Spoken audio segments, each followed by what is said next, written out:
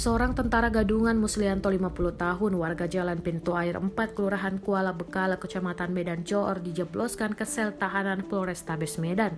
Dari tangan pelaku yang mengaku berpangkat pembantu Letnan 1 atau Peltu ini disita sepucuk airsoft gun, sebilah pisau dengan ukuran 30 cm, sebuah KTP palsu, SIM palsu dan KK palsu. Selain itu polisi mengamankan 4 potong baju dinas TNI, 2 potong kaos TNI dan sepasang sepatu pedal hitam dan sebuah baret TNI.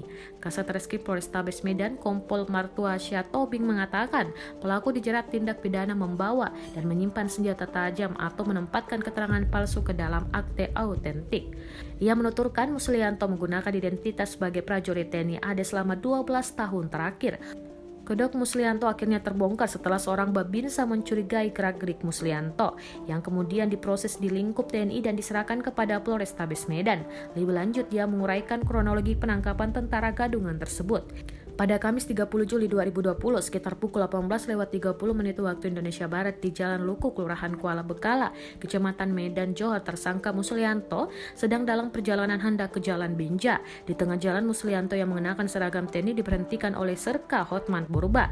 Karena curiga, Hotman Purba mengajak Muslianto ke Koramil 05 Garingembet dan dilakukan pemeriksaan terhadap pelaku. Dalam pemeriksaan, pelaku kedapatan membawa senjata jenis airsoft gun.